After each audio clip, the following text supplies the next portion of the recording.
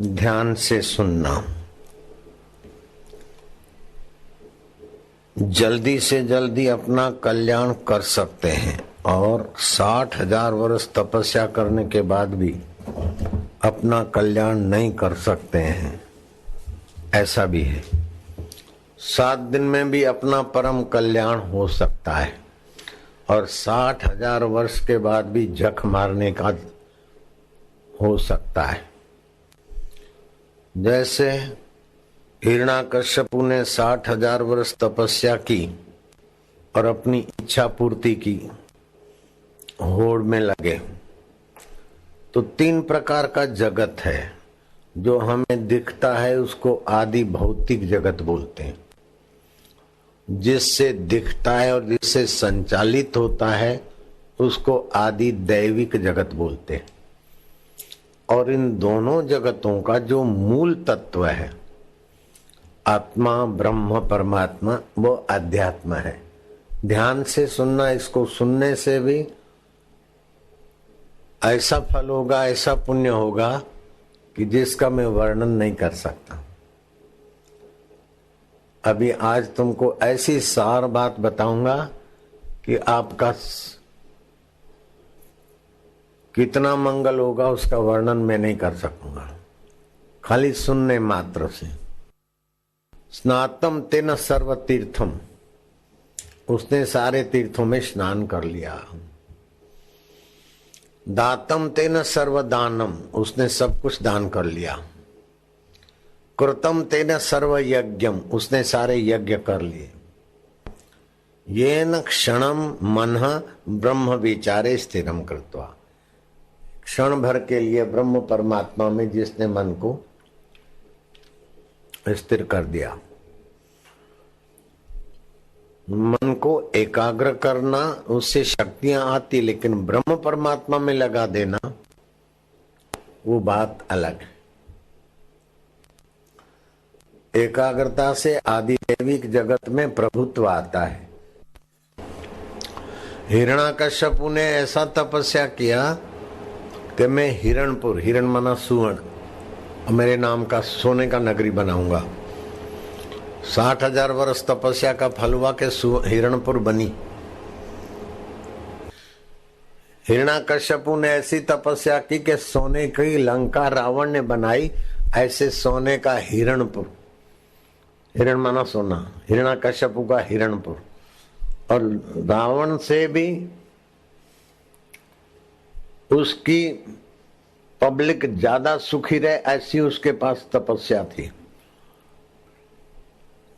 लाखों लाखों एकड़ों पर नजर पड़ती है ऊंचे खड़े रहकर, और जहां तक नजर पड़ती थी वहां तक संकल्प दोहराकर चारों तरफ घूमता अपनी जगह पे।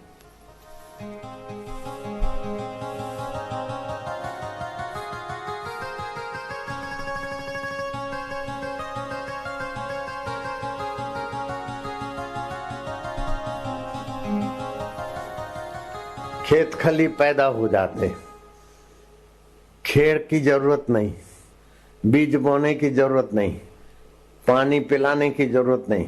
खेडूतो लणवा लागी जाओ, चालो शेडी वाला शेडी जेने जे इच्छा हो, पहला जे वाई दीधु हो, पहले जो बोया है वैसे का वैसा लहराने लगे। अथवा अदल बदल करना है तो ऐसा करो। समुद्र तट पे जाते रत्नाकर कूद कूद दरिया देव कूद। हिरण्याकश्यपु आज्ञा है, जो भी मोती माणिक हो तेरे अंदर किनारे लगा दे।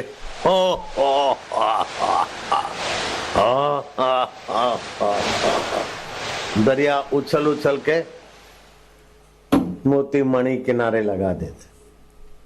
ऐसा प्रतापी हिरण्याकश्यपु और सोने की लंका बनाने वाला रावण। समुद्र को मीठा बना दूंगा पब्लिक के लिए, सशरीर स्वर्ग में लोग जाएंगे। स्वर्ग की सीढ़ियां नाम रखा था। चंद्रमा निष्कलंक सदा पूनम जैसा रहे। लक्ष्मण, ये मेरी योजना थी मेरी प्रजा को सुखी करने की, लेकिन ये सब बाद में करूंगा। जरा नाच देख लूं, जरा उस सुंदरी को देख लूं, उसको देख लूं। संसारी सुखों में जो मलिनता से जुड़कर सुख होता है, संसार का ऐसा कोई सुख नहीं जिसमें मलिनता ना हो, गंदगी ना हो। मुंह से थूक निकलती तो मलिन समझते, थूक दिया, लेकिन उस थूक को मिश्रित करके भोजन का रस लेते। पति पत्नी के मलिन अंगों में क्या रखा है, लेकिन उधर सुख दिखता है। तो हिरण्याकश्यपु के और रावण के जीवन में पब्लिक के लिए और अपने लिए संसारी सुख बनाने में कोई कमी नहीं रखी, फिर भी अंत में दुखी हो गए। रावण भी हर 12 महीने दे दिया सलाई, और प्रहलाद को सताने के कारण हिरण्याकश्यपु को भगवान नरसिंह अवतार होकर चीर दिया। तो सार क्या निकला कि बिनु रघुवीर पद जीव की जरनी न जाई। परमात्मा पद, परमात्मा सुख के बिना जीव की जलन वासनाएं नहीं मिटती है। परमात्मा सुख ही वास्तविक में जीव को संतुष्ट करता है। भगवान कहते हैं, संतुष्ट सततम योगी यतात्मा दृढ़ निश्चया मई अर्पित मनोबुद्धि यो भक्त सम्य प्रिय। वो योगी सतत संतुष्ट रहता है, भोगी सतत संतुष्ट नहीं रहेगा। तो मीरा, शबरी, रहीदास, जनक राजा, अश्वपति राजा और कई अनगिने लोग जिन्होंने भगवान को अपना, अपने को भगवान का मानकर भगवान में विश्रांति पाई, वो जितने सुखी रहे उतने सोने की लंका वाला सुखी नहीं रहा। अब ध्यान देना, बहुत ऊंची बात सुन रहे आप। आपके पास एक तो होती है योग्यता, सामर्थ्य, धन का सामर्थ्य, बुद्धि का सामर्थ्य, आरोग्य का सामर्थ्य, ओळखाण का सामर्थ्य। एक होता है सामर्थ्य, दूसरा होता है विवेक। सामर्थ्य का और विवेक का अगर सदुपयोग करते हो तो सामर्थ्य और विवेक बढ़ता जाएगा, और सामर्थ्य और विवेक का आप दुरुपयोग करो तो सामर्थ्य और विवेक मारा जाएगा और व्यक्ति नाश को होगा। तो अपनी योग्यता का दुरुपयोग ना करे। भोजन कब क्या खाना, कैसे खाना, कैसे शास्त्र पढ़ना, कब कैसा व्यवहार करना, इसका विवेक जो जो संभालोगे तो विवेक बढ़ेगा। विवेक बढ़ने से ऐसा विवेक आएगा कि आत्मा अविनाशी है और जगत बदलने वाला विनाशी है, और ये जगत के मूल में अविनाशी सार है, और विनाशी में कितना भी बनाओ बदलेगा। तो ऐसा विवेक जगेगा कि परमात्मा को पाने तक की प्यास जग जाएगी। सामर्थ्य का दुरुपयोग नहीं करोगे तो आप जगत के लिए उपयोगी हो जाओगे, भगवान के लिए उपयोगी हो जाओगे और अपने लिए भी उपयोगी हो जाओगे। सामर्थ्य का उपयोग करोगे तो दूसरों के, आपकी योग्यता दूसरों के हित में लगेगी, दूसरे के शोषण में नहीं लगेगी।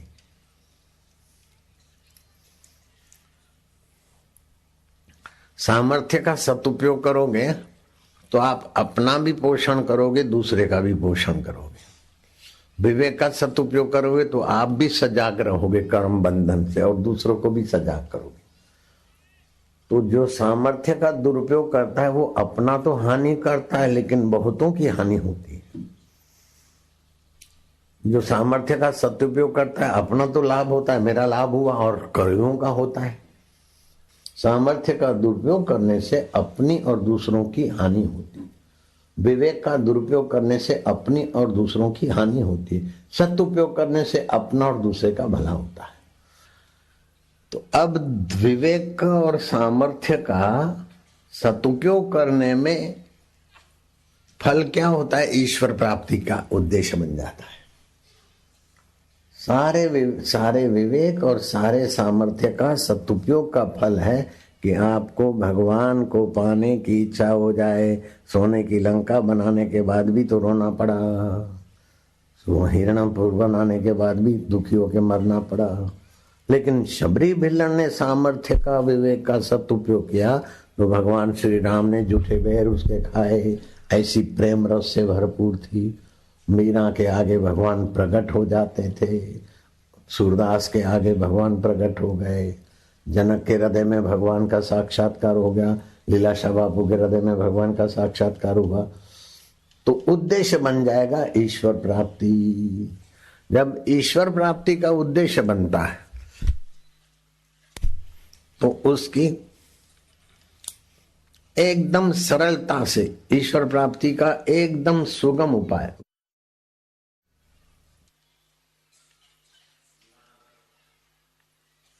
ईश्वर प्राप्ति का सरल में सरल उपयोग रास्ता है,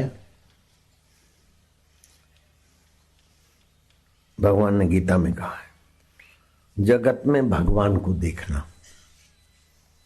जैसे ट्यूबलाइट है, माइक है, टिल्लू है, मशीन है, सब की गहराई में विद्युत तत्व है। अनेक प्रकार की मिठाई है, उसमें बेसन, तेल, घी और शक्कर अथवा मैदा और शक्कर, सब मिठाइयों के मूल में शक्कर, सब मिठाइयों की चिकनाहट में मूल में तेल या घी। ऐसे ही सारे जगत के मूल में भगवान है। जगत में भगवान को देखो, ओम का उच्चारण करो, जगत में भगवान व्याप रहे। ये बहुत जल्दी से उन्नत कर देगा साधन। यो माम पश्यति सर्वत्र, गीता का 6वां अध्याय 30वां श्लोक। सब जगह जो मुझे देखता है, मुझे मानता है, सोचता है।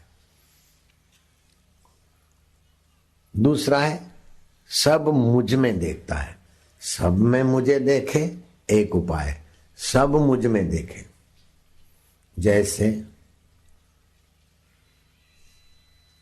सब तरंगों में पानी है, दरिया के सभी तरंग, चाहे मटमेले तरंग हो, चाहे साफ सुथरे तरंग हो, चाहे बीच के तरंग हो, चाहे एकदम बिलोरी काज जैसे तरंग हो, लेकिन सब तरंगों के मूल में पानी है। मिट्टी के सभी बर्तनों के मूल में मिट्टी है, लोह के सभी औजारों में लोह है। ऐसा जो मुझे मानता है कि सर्वत्र मैं हूं, उसको भी मैं शीघ्र मिलता हूं। ओमकार का जप करे और सर्वत्र भगवान है, इस ज्ञान को सोच के संकल्प विकल्प रहित हो सकता है। उससे भी और तीव्र साधन है। एक तो है योमाम पश्यति सर्वत्र, दूसरा है सर्वम च मयि पश्यति, सब में मुझको देखना एक उपाय है। और इसी श्लोक का दूसरा चरण है सर्वम च मयि पश्यति, सब मुझ में है। सारे तरंग पानी में है। एक तो सभी तरंगों में पानी है, सभी बर्तनों में मिट्टी है, सभी सुवर्ण के गहनों में सुवर्ण है। एक दूसरा, सभी गहने सोने में है, सभी तरंग पानी में है, सभी बर्तन मिट्टी में है, सारे धरती के वृक्ष पृथ्वी में है और सारे वृक्षों में पृथ्वी तत्व है। बिल्कुल सीधी बात है। तो सब में भगवान है, ये भी ऊंचा साधन है, लेकिन इससे भी ऊंचा साधन है सब भगवान के अंदर है। बिगड़ी जन्म अनेक की सुधरे अब और आजू, अब भी सुधर जाएगी। कई दुर्वासनाएं, कई इधर उधर की, जो डूंगरपुर में बड़ा देवता है और गाय माता दूध की धार करती है, अभी करती, बोले प्राचीन बात है। अरे उन सबसे बड़ा देवता तेरा आत्मा है। सृष्टि नहीं बनी थी तभी तेरा आत्मदेव था, बनी है तभी है प्रलय होने के बाद। तेरे से पुराना प्राचीन कोई देवता नहीं। ये प्राचीन देवता है, ये प्राचीन मंदिर है, ये फलाना है, लेकिन तुम्हारा अंतरात्मा सबसे ज्यादा प्राचीन है। भगवान राम आए थे तब भी तुम थे और उनके पहले भी तुम थे। कृष्ण भगवान आए थे उसके पहले भी तुम थे। कृष्ण भगवान 16वीं बार आए, राम भगवान अभी 12वीं बार आए, लेकिन उसके पहले जो था वही वासुदेव अभी मेरा आत्मा है और सर्वत्र वही का वही। जैसे तुम्हारा आत्मा स्वप्न में सब कुछ बन जाता है, मुंबई और मुंबई का हलवा भी तुम ही बन जाते हो, और खरीदने वाले और बेचने वाले भी तुम ही बन जाते हो। और खरीदा बेचा केवो लागे छे के ठीक छे, भूख लागी खाधું, गोटा खाई ले। गोटा केवा छे, जरा गोटा पेला हलवा करता सारा लागे। ये सारी सज्जनता भी तुम ही हो, और कोई टकुर टकुर करके मुंह मरोड़ रहा है, वो लुच्चा आदमी लुफंगा आदमी तुमको भोला मानता है, मूर्ख मानता है। वास्तव में मूर्ख भी तुम बने हो और चतुर भी तुम बने हो। सपने में तुम ही तुम हो ना। कीड़ी मां तू नानो लागे, हाथी मां तू मोटो केम। कीड़ी में तू नानो लागे, हाथी में तू मोटो जू।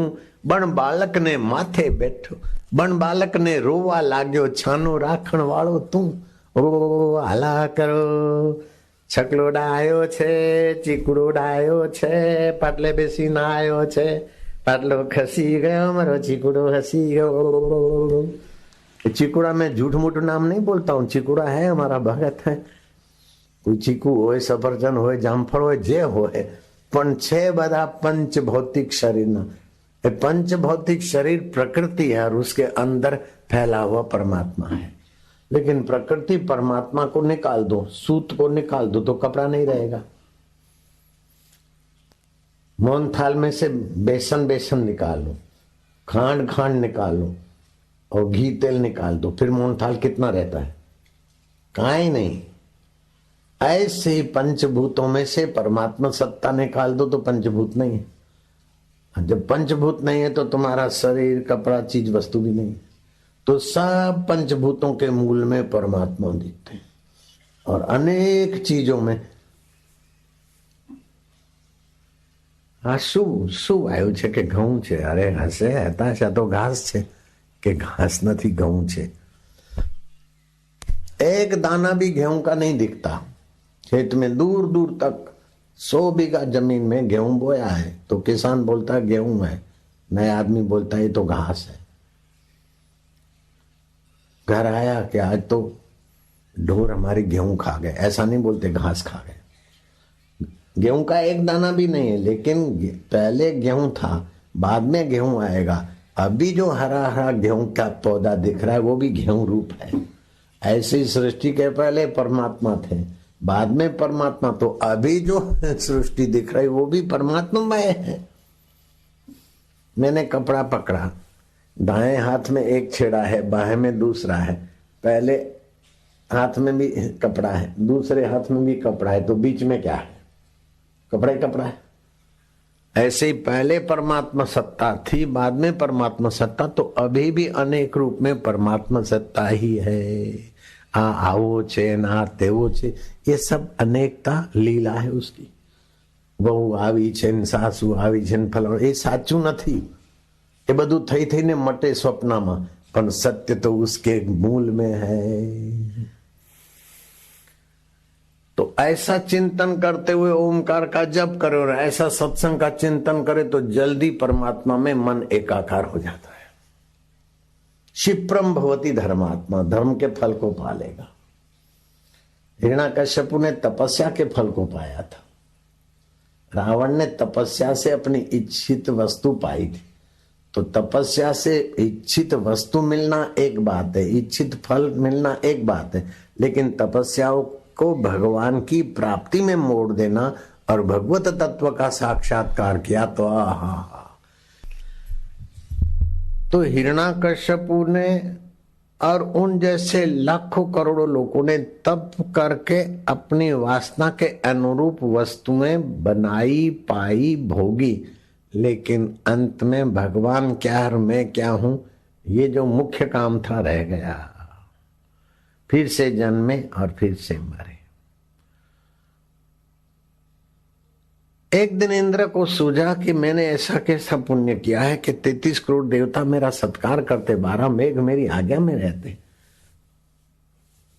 गुरु जी से पूछने गए, गुरु जी जान गए थे कि इंद्र ये प्रश्न लेके आया है, उसको प्रैक्टिकल जवाब देना चाहिए। बृहस्पति गुरु ने अपना संकल्प करके, जो पूर्व काल में इंद्र हो गए, लाखों वर्ष पहले के जो इंद्र हो गए, वो अभी कौन कौन किस किस योनि में है, और सबसे नीच योनि वाले इंद्र यहाँ प्रकट हो जाए। तो एक बिल में से एक एक कीड़ा पसार हुआ। अच्छा, बे वक्त तू एक बार ही हुआ, तू 7 बार, तू 5 वक्त, तू 3 बार, तू 11 बार, भाई तू 4 बार, तू 17 बार, अरे आश्चर्य, तू 3 बार, तू 9 बार हुआ।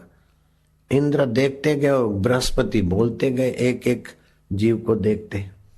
आखिर गुरुजी मैं तो बहुत देर से खड़ा हूं, ये 5 बार, 11 बार, 17 बार, 3 बार, 9 बार, ये क्या बोलते हैं आप? कृपा करके अगर मैं सुनने का अधिकारी हूं तो समझाने की कृपा कर। बोले मेरे को हुआ कि पूर्व काल में जो इंद्र हो गए, अब कौन सी नीच योनियों में कौन कौन है, वो सारे इंद्र प्रकट हो जाएं, तो ये सब कोई 3 बार इंद्र बनकर फिर मजा लेते लेते फिर पतन हुआ, और कोई कीड़ा बना है, कोई कुछ बना है। ये सृष्टि करोड़ों करोड़ों अरबों खरबों वर्षों से चल रही है। कभी ऊंचे जाते, कभी नीचे जाते, कभी मध्य में रहते हैं। जैसे अरठ की गरगरी में वो कुल्लर भर भर के खाली होते, इससे जन्म जन्म के जीव मरते रहते, फिर मरते जन्मते, अपनी इच्छा के अनुसार क्या क्या पाते, फिर खोते, फिर पाते, फिर खोते। विश्रांति किसी को नहीं है। धन भागी वो है जिनको संतों का संग मिल जाए और वासुदेव सर्वमिति में विश्रांति पा लेते हैं, वे धन भागी। पूर्ण गुरु कृपा मिली, पूर्ण गुरु का ज्ञान, जागृत स्वप्न सुषुप्ति वेखे, ब्रह्मानंद का आनंद ले। जागृत आया चला गया, स्वप्न आया चला गया, गहरी नींद आई चली गई, लेकिन उस सब को जानने वाला अविनाशी पद है। बचपन के दुख सुख चले गए, जवानी के बड़े बड़े तरंगों पर नाचते थे, डॉक्टर बनूंगा, वकील बनूंगा, ऐसा करूंगा, वैसा करूंगी, ये करूंगी, सब बुढ़ापे में देखो तो छू हो गए। फिर भी उसको जानने वाला नहीं गया ना। जो नहीं गया उसको आत्म रूप से जान लो।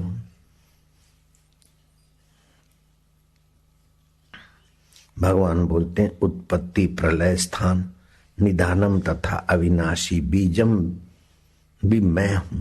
उत्पत्ति स्थान, स्थिति स्थान और प्रलय का बीज भी मैं हूं।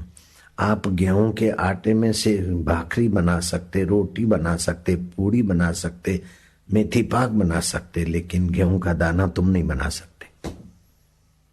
बोलो, शक्कर में से मीठे व्यंजन बना सकते हैं, लेकिन गन्ने में रस तुम नहीं भर सकते। तो शक्कर का बीज, गन्ने में जो रस आता है वो मेरा है।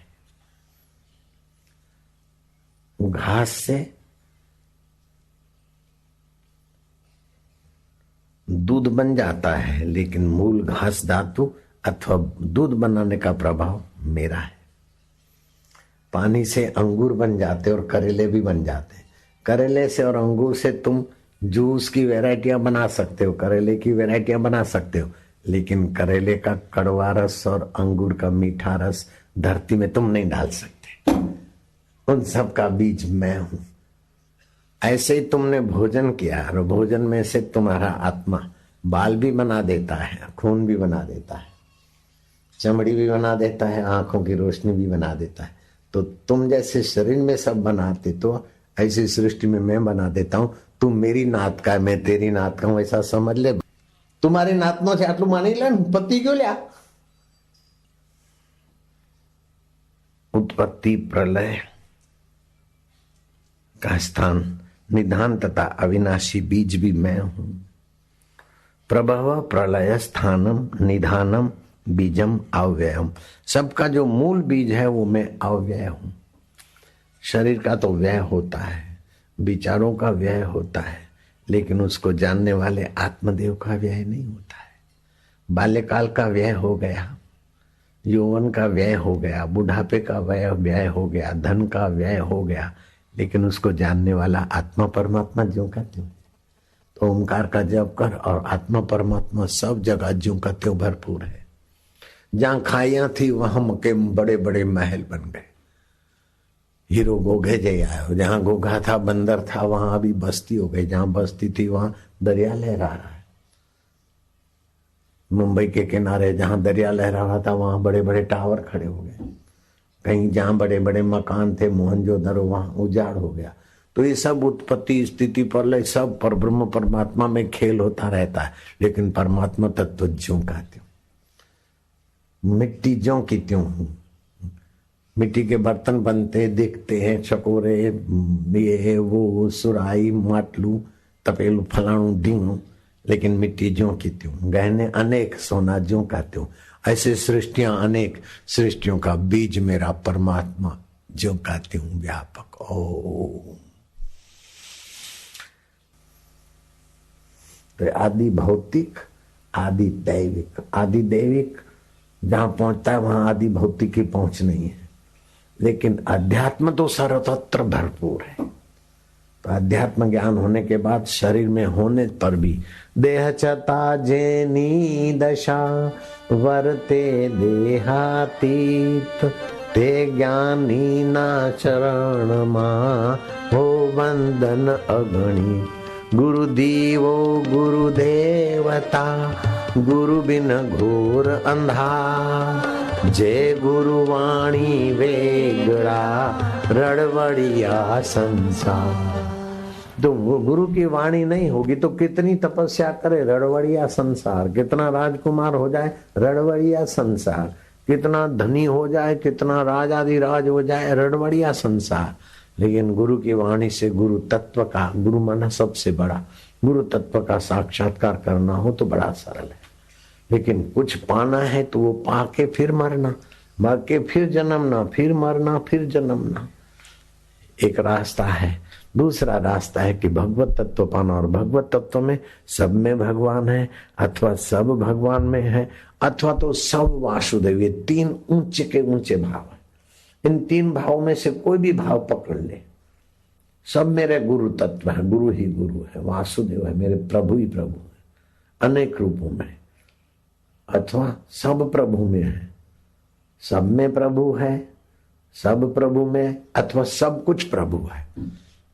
इससे जो शीघ्र जितना कल्याण होता है वो 60,000 वर्ष तपस्या से भी नहीं होता। दधीचि ऋषि के आगे भगवान कृष्ण ने लीला दिखाई। अर्जुन को भगवान कृष्ण ने विराट रूप दिखाया, तो अर्जुन ने विराट रूप देखकर अर्जुन भयभीत हो गए। दधीचि ऋषि के आगे भी भगवान ने थोड़ा विराट रूप का चमत्कार दिखाया, तो दधीचि हंसने लगे कि मैं अर्जुन नहीं हूं वासुदेव, मैं अर्जुन नहीं हूं। वासुदेव सर्वमिति, मैं ही सब कुछ हूं। आप और मैं सब एक ही हूं।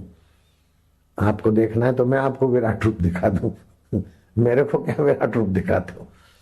अर्जुन तो विराट रूप देखकर भयभीत हो गए, लेकिन ऋषि विराट रूप देखकर हंसने लगे कि केशव मैं अर्जुन नहीं हूं, मैं तुमको विराट रूप दिखा दूं। मेरे संकल्प और तुम्हारा संकल्प वहीं से उठता है जो वासुदेव है। कृष्ण दुनियादारों को बताते हैं कि अगर उत्तम ज्ञान पाना है तो इन महापुरुषों का सत्संग सुनो, महापुरुषों का दर्शन करो। भागवत का 10वां स्कंद 84वां अध्याय 12वें और 13वें श्लोक में श्री कृष्ण कहते हैं कि इन महात्माओं की मैं जो पत्तले उठाता हूं अथवा इनका सत्कार करता हूं, इसके पीछे एक बात है कि मूर्ति पूजा और तीर्थ से बहुत समय के बाद हृदय थोड़ा सद्भाव से संपन्न होता है, लेकिन हृदय का अज्ञान नहीं मिटता। घड़ी भर इन महापुरुषों का सत्संग दर्शन से हृदय का अज्ञान मिट जाता है। सूर्य, चंद्रमा अथवा जलाशय अथवा तांबा, पित्तल, सोने या लकड़ी आदि धातु की बनी हुई मूर्ति थोड़ा सा पवित्र भाव लाती है, लेकिन मूर्ति बोलती नहीं। मूर्ति हमारे मंगल का संकल्प नहीं करती, लेकिन संत महापुरुष ऐसे ऐसे वचन कहते हैं और ऐसा ऐसा सत्संकल्प करते हैं जिससे हमारा शीघ्र मंगल हो जाए। इसलिए तीर्थ नाए एक फल, संत मिले फल चार, सतगुरु मिले अनंत फल, कहत कबीर विचार। यह तन विष की बेलरी, गुरु अमृत की खान, सिर दीजे सतगुरु मिले तो भी सस्ता जान।